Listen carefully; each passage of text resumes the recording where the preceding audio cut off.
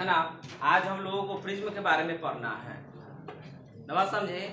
इसके पहले हम कितना वीडियो बनाए हैं, 2 वीडियो बनाए हैं शायद। एक बनाए हैं माध्यम के बारे में और एक प्रकाश के अपवर्तन के बारे में। और हम तुमको बताए हैं कि प्रकाश के अपवर्तन तुमको यदि पढ़ना है तो इस चैप्टर की सारी बातें याद होनी चाहिए और वीडियो सब देखना पड़ेगा याद। और कंटिन्यू तुम ऑफलाइन में हो तो सारी चीज़ें याद होनी चाहिए, क्योंकि ये चैप्टर ऐसा है, तुमको ऐसा चैप्टर है कि यदि तुम इसमें एक भी क्लास गैप करते हो तो अगला क्लास तुमको समझ में आने वाला नहीं। और क्या समझ में नहीं आएगा तो वो समझ में आने वाला जो नई चीज़ है वो है रे डायग्राम। तुमको बता रहा है परिभाषा तो जब पढ़ाएंगे, डिफरेंशियल जब पढ़ाएंगे तब आ जाएगा समझ में, रे डायग्राम नहीं आएगा समझ में। बात समझे कि ना समझे। इसमें जो प्रिज्म के बारे में हम लोगों को पढ़ना था, देखो क्या क्या प्रिज्म के बारे में पढ़ना है। प्रिज्म के बारे में हम लोगों को पढ़ना है कि प्रिज्म क्या है। उसके बाद प्रिज्म का टाइप हम लोगों को पढ़ना है, जो किताब जिक्र नहीं करता लेकिन फिर भी पढ़ेंगे। उसके बाद देखेंगे हम लोग कि प्रिज्म में प्रकाश की किरणें जाती कैसे है। बस समझे। और प्रकाश की किरणों को जानने के लिए तुमको याद होना चाहिए कि प्रकाश की किरणें कहाँ से कहाँ जा रही है, सघन से विरल में जा रही है कि विरल से सघन में जा रही है। बात समझे कि ना समझे। तो देखोगे तब तक हमको बताओ कि प्रकाश की किरणें सघन से अगर विरल में जाए, सघन से विरल में जाए तो किधर मुड़ती है, अभिलंब की ओर। हाँ, अभिलंब से दूर भागती है। बोलो जी। अगर विरल से सघन में जाए, विरल से सघन में जाए तो अभिलंब की ओर। बोलो जी, अभिलंब के ओर। खाना वाना खा के नहीं आया तो इनको चिल्लाओ बढ़िया से। जो बोलेंगे तो बोलना है कि क्या है नहीं याद है ना, तो पूछेगा तो बड़ी मार मारेंगे आप। याद करेगा तब मुंह से आवाज निकलेगा। ध्यान दो। उसके बाद हम तुमसे पूछे अगर लंबवत गुजरती है, अगर लंबवत जाती है तो ये सीधे निकल जाती है, ये सीधे निकल जाती है। ध्यान देंगे। और ये बातें याद होनी चाहिए। चलो जो प्रिज्म के बारे में, ये प्रिज्म क्या है तुमको तो पहले का दिमाग रखना है कि प्रिज्म एक पारदर्शी माध्यम है। कैसा माध्यम है ये? पारदर्शी माध्यम है। और याद रखेंगे इसमें कितना सतह होता है, ध्यान से सुनेंगे। ये जो है एक पारदर्शी क्या है, माध्यम है, जो कितनी सतहों से मिलकर के बनता है, 5 सतहों से मिलकर के बनता है। याद रखेंगे। और ये जो एग्जाम्पल, ये जो हम बात लिखे हैं, ये साल कोई भी ऐसा साल हो नहीं है जिसमें ये क्वेश्चन नहीं पूछा गया। जैसे प्रिज्म में कितनी सतहें होती है, तो प्रिज्म में 5 सतहें होती है, जो कि हमेशा एग्जाम में पूछता है। बात समझे। प्रिज्म कैसा माध्यम हुआ तुमको। अब परिभाषा तुम जानना चाहते तो परिभाषा सुनो। 5 किसी कोण पर 5 सतहें को मिलने से एक माध्यम बनता है, जिसको हम लोग क्या बोलते हैं, प्रिज्म कहते हैं। माध्यम ही तो बनेगा प्रकाश के लिए, तो माध्यम ही तो है। वायु हो गया, निर्वात हो गया, कांच हो गया, तुमको जल हो गया, हीरा हो गया, सब क्या है, माध्यम है। तो लाइट के लिए क्या है, माध्यम। पदार्थ इसको यहाँ नहीं बोलेंगे, पदार्थ है यहाँ बोलेंगे नहीं। लाइट के लिए क्या बोलेंगे, इसको माध्यम बोलेंगे। किसी कोण पर 5 सतहों को मिलाते हैं ना, या जोड़ते हैं, 5 सतहों को जोड़ते हैं तो एक माध्यम प्राप्त होता है, जिसको हम लोग क्या बोलेंगे, प्रिज्म बोलेंगे। पहले का क्वेश्चन तुमको कि ये जो प्रिज्म जो है तुमको क्या है तुम्हारा, कि इसमें कितने सतहें होती है, 5 सतहें होती है। ध्यान से सुनोगे। प्रिज्म जो है हम लोग बनाते कैसे हैं, तो पहले ध्यान से सुनना। ये जो प्रिज्म जो है तुम्हारा 2 प्रकार के हुआ करता है। प्रिज्म कितने प्रकार के, 2 प्रकार के प्रिज्म होते हैं। प्रिज्म कितने प्रकार के, 2 प्रकार के। एक होता है आदर्श प्रिज्म, एक होता है आदर्श प्रिज्म,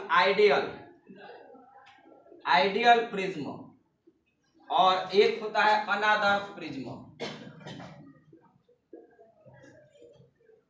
अनादर्श प्रिज्म। ध्यान देना, अनादर्श प्रिज्म।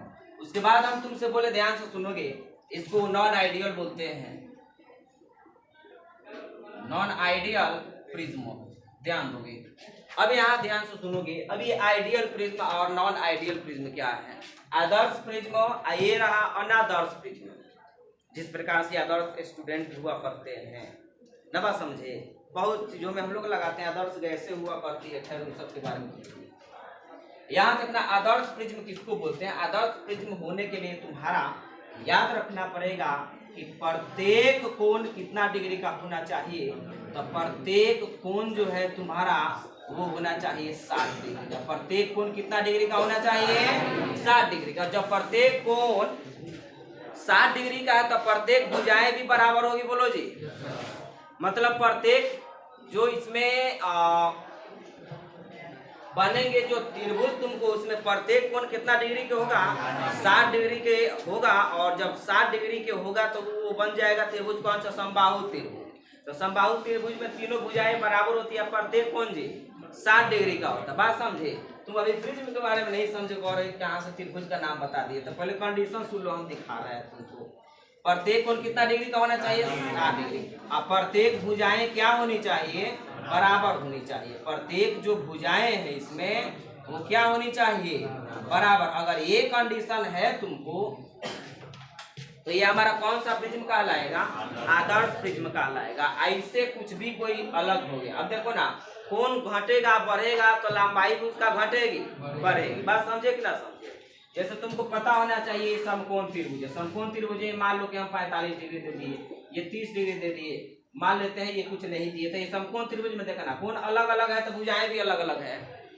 बात समझे कि ना समझे। तो भुजाओं को कौन तनी के भुजाओं के बारे में तुम खुद अनुमान लोगे कोण के बारे में जान करके। बात समझे। कोण बराबर है तो उसका भुजा भी बराबर होगा। त्रिभुज में बता रहे हैं, यहाँ ध्यान से सुनोगे।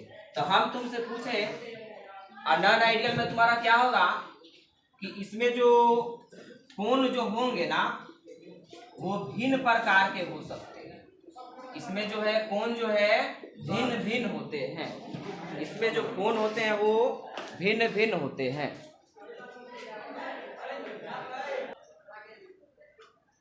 देखना, जैसे हम लोग जो प्रिज्म में जो देखोगे, एक जो हम लोग रे डायग्राम बनाते हैं तो रे डायग्राम किताब में देखोगे तो ये वाला प्रिज्म तुमको दिखाएगा।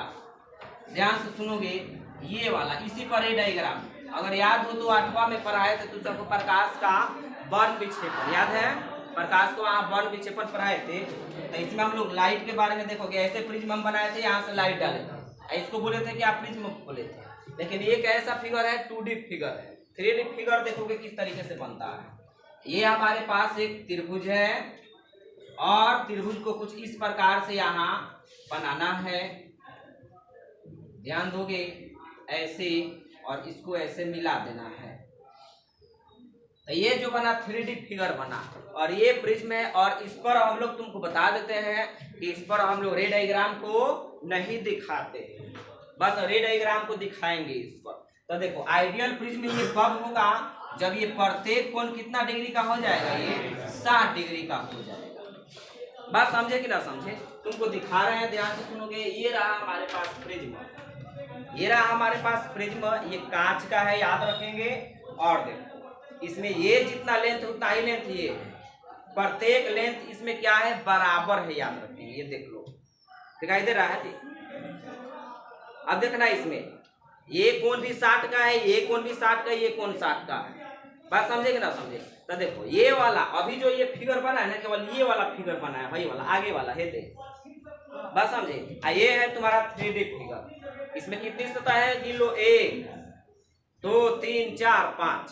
देखो ना, 2 2 4 1 5, 2 2 4 1 5। कितनी सतह है इसमें, 5 सतह। पारदर्शी है कि नहीं है। बात समझे कि ना समझे। इसमें पर ये आइडियल प्रिज्म है। तो आइडियल अगर प्रिज्म है ना, तो ये कोण भी 60 का होगा, ये 60 का और ये 60। सारे कोण इसमें कितने डिग्री के होंगे, 60 डिग्री के होंगे। तब इसको क्या बोलेंगे हम लोग, आइडियल प्रिज्म बोलेंगे। बोलो जी। अब इसमें देखो, ये वाला ये भी 60 का, ये भी 60 का, ये भी 60 का। अब इसके बारे में तुम मत कह देना ये वाला कि भाई ये अपवर्तक सतह है, हमको अपवर्तक सतह से इससे मतलब है। ये वाला 60, ये भी 60, इधर वाला 60 का। बात समझे? कितना का होना चाहिए? 60 का। तो अगर 60 का हो गया तो कौन सा प्रिज्म होगा ये? आइडियल। अगर 60 से डिफरेंट हो जाएगा, 72 हो जाए, कुछ भी हो जाए तुमको, 70 हो जाए, 56 हो जाए, तो ये हमारा किस में आ जाएगा? नॉन आइडियल में आ जाएगा। और जब तुम्हारा कोण डिफर करेगा तो इसमें लेंथ भी क्या हो जाएगा? डिफर करने लगेंगे। बात समझे कि ना समझे? अब ध्यान से सुनोगे तो यहाँ ऑब्जेक्टिव दो है प्रिज्म में। तो हमारे 10 में जो है तुमको आइडियल प्रिज्म के ही बारे में पढ़ना है। इसके बारे में तुम सबको 12 में मिलेगा जाकर के, नॉन आइडियल प्रिज्म के बारे में, कि आइडियल प्रिज्म में किरणों को डाले तो किस तरीके से डेविएट किया, और इसमें डालेंगे जब नॉन आइडियल नहीं हो तो वो कौन पर डिपेंड करता है, वो बात की बातें हैं। ध्यान से, तो हम लोग को किताब में कौन सा पढ़ना है? आइडियल। तो ये 2D फिगर है, ये इसका 3D फिगर, पहले नोट कर लेना इसको।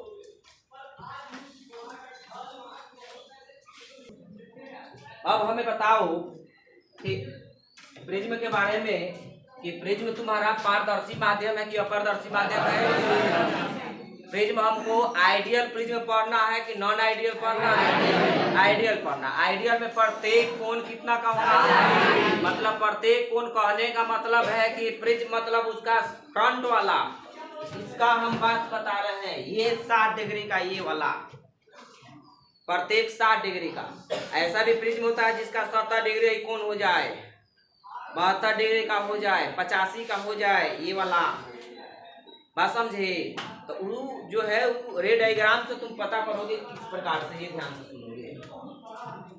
तो अच्छा, सबसे इम्पोर्टेंट हमारे बोर्ड के लिए क्या है कि प्रिज्म में कितनी सतहें होती है? 5 सतहें होती है ना। बात समझे? अब देखोगे 2 नंबर का जो क्वेश्चन आता है तुम्हारा, 2 मार्क्स का जो क्वेश्चन आता है वो है तुम्हारा प्रिज्म में प्रकाश का अपवर्तन। प्रिज्म में प्रकाश का अपवर्तन क्या लिख दिए हम? प्रिज्म में प्रकाश का अपवर्तन, रिफ्रैक्शन इन प्रिज्म। अब प्रिज्म कह रहे हैं तो आप समझ जाएंगे कि आइडियल प्रिज्म के बारे में बता रहे हैं। बात समझे कि ना समझे? सुनो, अब जो हम फिगर जो बनाएंगे वो फिगर पर ध्यान देना। ये हमारे पास एक क्या है? तो हमारे पास एक प्रिज्म है। अब समझ जाओ, अभी हम बोले हैं तुमको ये जो प्रिज्म जो होगा, ये प्रिज्म जो होगा तुमको ये 2D में हम बनाएंगे। बात समझे कि ना समझे? किसमें बनाएंगे हम लोग? 2D में बनाएंगे। ये रहा प्रिज्म, और ये हम समझ सकते हैं, समझ रहे हैं कि ये कौन सा प्रिज्म है? Ideal prism. 60 डिग्री का एंगल मान लीजिए, ये आइडियल प्रिज्म। चलो जी, तो हम बताओ, अच्छा ये बताओ, ये प्रिज्म जो है खोखला है क्या? खोखला है? अरे अंदर से खाली है, ये खाली नहीं है, खाली नहीं ना है। अभी कहाँ है? एयर में। ध्यान से सुनोगे, एयर में। हम इसको क्या किए कि ऐसे रखे हैं, ध्यान से सुनोगे, ऐसे। तो ऐसे रखेंगे तुमको तो है ये ना, भगवा दिखाई देगा। ये वाला तो भाग तुमको दिखाई देने वाला नहीं है, ये हम समझ सकते हैं और तुम भी समझोगे। अब तुमको दिखाई कौन दे रहा है? ये इधर से किरणें जा रहे हैं, तो हे पर नहीं भेज रहे हैं, यहाँ इसके बगल वाले सतह में इस पर भेज रहे हैं। ध्यान से सुनोगे, इस पर भेज रहे हैं, समझ रहे हो? इस तरीके से फिगर है। प्रकाश की किरणें अब इधर से जाएगी, तो जिधर प्रकाश की किरणें जाती है जावना सतह पर, ओकरा के अपवर्तक सतह बोलेंगे। कौन सा सतह बोलते हैं उसको? अपवर्तक सतह। देखोगे क्या होता है। अब क्या होगा कि हम एक लाइट को यहाँ से भेजे, ध्यान से सुनो, यहाँ से हम लाइट को भेजे, तो ये बताओ कि इधर क्या है? वायु है कि नहीं है? अंदर कांच है, फिर क्या है? वायु है। ये बताओ, ये वायु किसके जैसा काम करेगा? विरल। ये बताओ, ये सघन, ये अंदर वाला सघन। सघन का काम करेगा। इसमें हम कुछ फिगर बनाओगे तो बड़ा फिगर बनाओगे, ये तो जो ना फिगर बनाएंगे, मैं ढेर कुछ लिखना है, तो फिर बाद में कहाँ लिखे, कहाँ लिखेंगे? चलो जी, अब बता दो हमें कि ये किरणें विरल से कहाँ जा रही है? सघन में। विरल से। तो हम तुमको बताए हैं कि जहां भी किरणें आपतित होना जिस सतह पर, वहां पहले अभिलंब बनाओ, नॉर्मल को डालो। अभिलंब के मतलब कितना डिग्री पर, कितना डिग्री पर, 90 डिग्री पर। बात समझे कि ना समझे, कितना डिग्री पर, 90 डिग्री पर। तो देखो यहाँ हम सबसे पहले क्या डालेंगे, यहाँ नॉर्मल हम डाल रहे हैं। देखोगे तो नॉर्मल जो है तुम्हारा ये सतह के नॉर्मल बनाना है, इसके नॉर्मल नहीं बनाना है, ये सतह के नॉर्मल देखो यहाँ बना दिए। ये वेज लाइन होता है कि डॉटेड लाइन होता है, डॉटेड लाइन होता है क्योंकि ये काल्पनिक होता है। देखो लंब डाल दिए तो यही ना अभिलंब है जी। अब बताओ कि जब प्रकाश की किरणें विरल से, अंदर क्या है, कांच है, तो अंदर कांच है यानी क्या है, ये सघन है। तो प्रकाश की किरणें विरल से सघन में जा रही है, तो विरल से सघन में जाएगी तो अभिलंब की ओर, अभिलंब की ओर कहने का मतलब अभिलंब जिधर है उधर मुड़ जाएगा। तो इसको निकलना चाहिए सीधे, लेकिन ये क्या हो जाता है, अभिलंब की ओर मुड़ जाता है। ध्यान से सुनोगे, अभिलंब की तरफ मुड़ गया। अब बताओ कि जब इस सतह पर गया ये, तो इस सतह पर गया तो अब तो ये कांच में है, मतलब सघन में है, और जा किस में रहा है, विरल में। तो सघन से विरल में जाए तो किधर, अभिलंब से। तो पहले अभिलंब तो बनाओ, तो अभिलंब बनाओ, सतह के लंबवत याद रखना पड़ेगा यहाँ। और नॉर्मल जो बनाना है तुमको सतह के लंबवत बनाना है।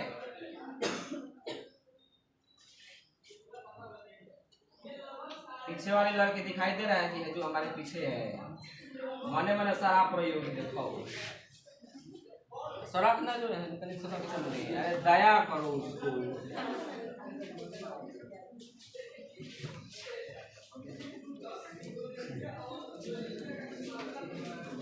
और ये आगे आकर के फंस गया।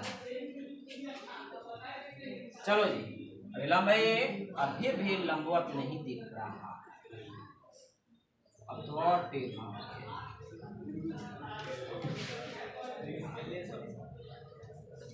ना, स्केल से बनाएंगे ना काटती पड़ जाएगी और लाइनें सीधी।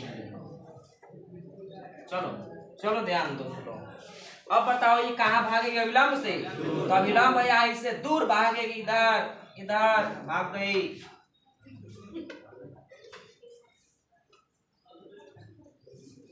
भाग गई ना, भागने वाली थी तो भाग गई। ध्यान दो, और भी लग रहा है कि और प्रश्न।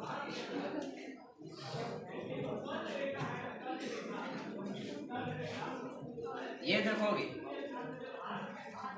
अब बताओ हमें कि इस वाले किरण को, आने वाली किरणों को आपतित किरण बोलो जी, और इस वाली किरणों को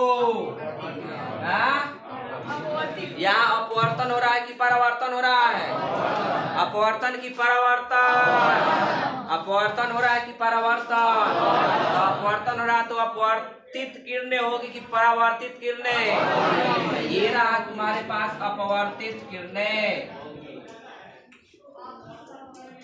ये अपवर्तित।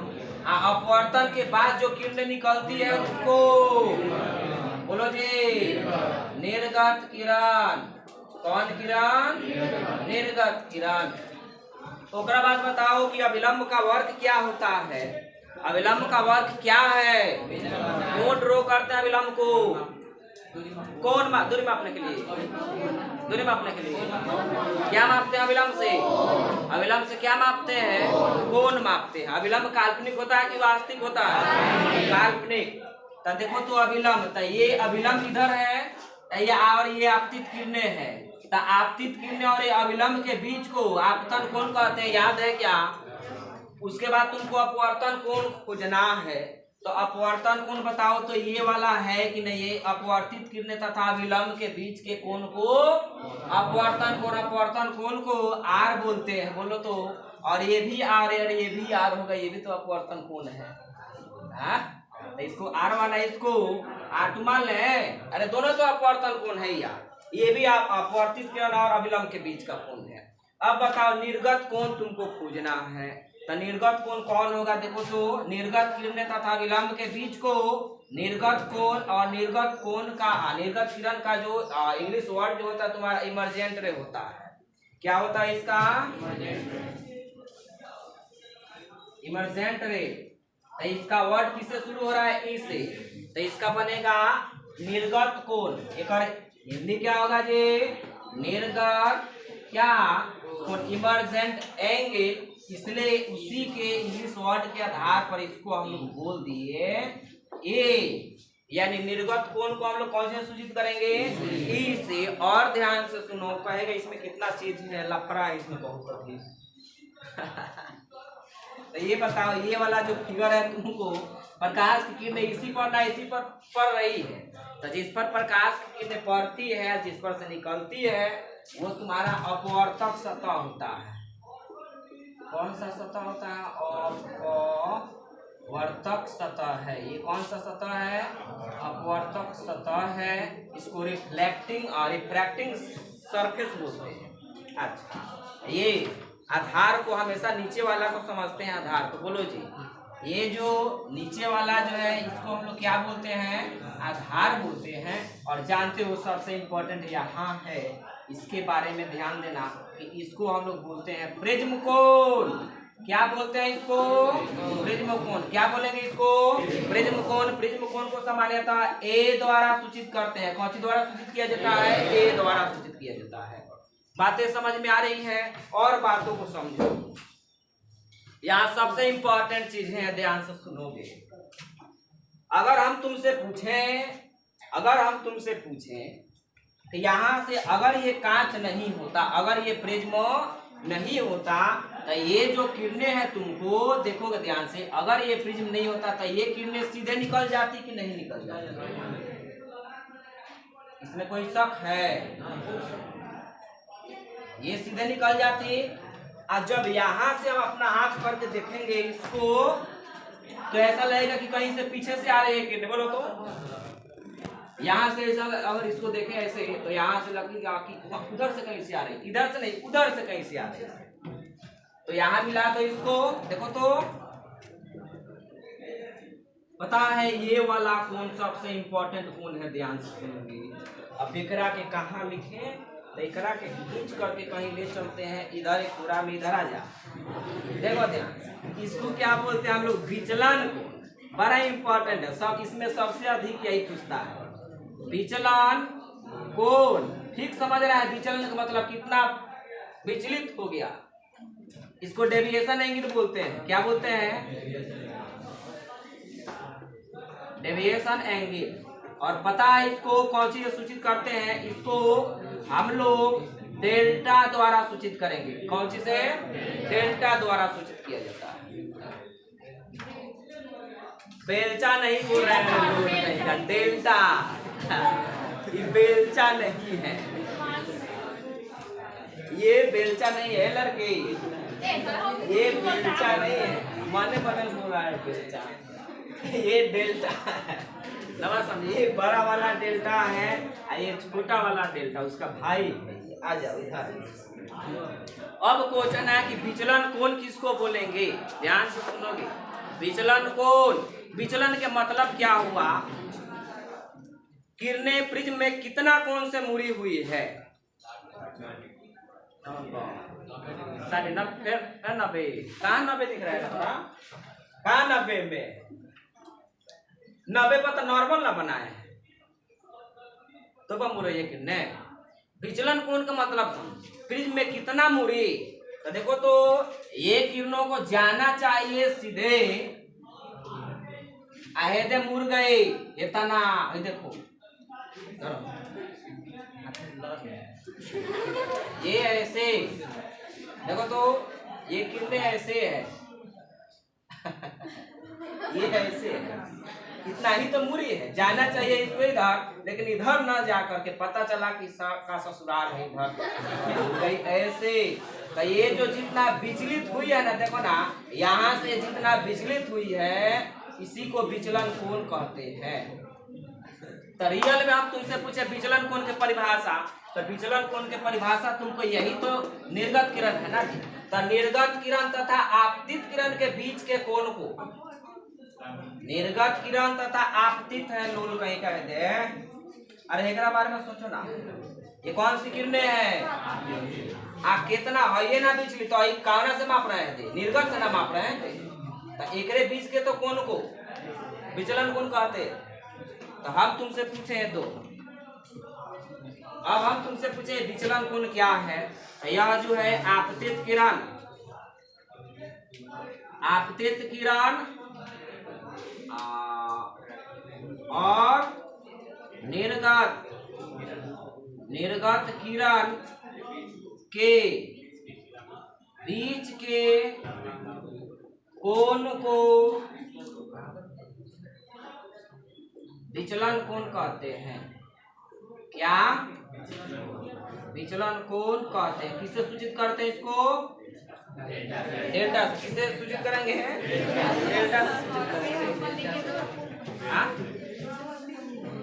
दो बार कोण लिख दिए हैं तो बीच के कोण को, तो ये कोण तुम्हारे लिए है, इसको ले जाना, और ये कोण परिभाषा के लिए। चलो जी, तो हम तुमसे पूछे, देखो विचलन का मतलब समझ जाओ तो हम समझेंगे कि कुछ पढ़ाए हम। आइए ना, किरण है जी, नहीं रहता तो बेचारी जाती चुपचाप मौन मार तो सीधे जाती, लेकिन देखा कि इधर क्या है? ससुरारी। अब पता लड़के का ससुरारी का लड़का का ससुरारी, क्या ससुरारी होता है? अब ये शादीशुदा लोग ना जानते हैं। चलो जी, ये देखोगे, ये देखो इधर से ही कितना विचलित हो गई। विचलित होने का मतलब क्या? भटक गई। कितना भटक गई है? यहाँ से जाना चाहिए सीधे, उसको क्या बोलेंगे हम लोग? विचलन कोण बोलेंगे। ये तुम्हारा रे डायग्राम हो गया, और यही तुमको 2 नंबर का क्वेश्चन हमेशा पूछता है। अब इसी को तुम लैंग्वेज में नहीं बोल सकते हो। इस प्रिज्म के जहाँ प्रकाश की किरणें पड़ते हैं उसको अपवर्तक सतह बोलेंगे, उसके नीचे वाले भाग को क्या बोलेंगे? आधार बोलेंगे।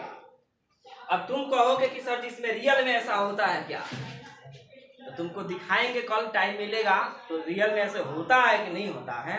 तो देखो, आधार तो ये भी हो सकता है, डिपेंड करता है कि नीचे कौन है। तो ऐसे किरणें गई इस सतह से, ऐसी सतह से गई, ऐसे मुड़ गई। देखो बात समझे कि ना समझे? हो सकता है ऐसे रखते हैं, अब ये आधार हो जाएगा, ये दोनों अपवर्तक सतह हो गया, ये तुम्हारा प्रिज्म हो गया, ये आधार हो गया।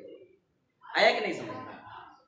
बातें समझ में आए ना? नोट कर लो इसको, तब तक ले मिलते हैं हम लोग। जय हिंद, जय भारत।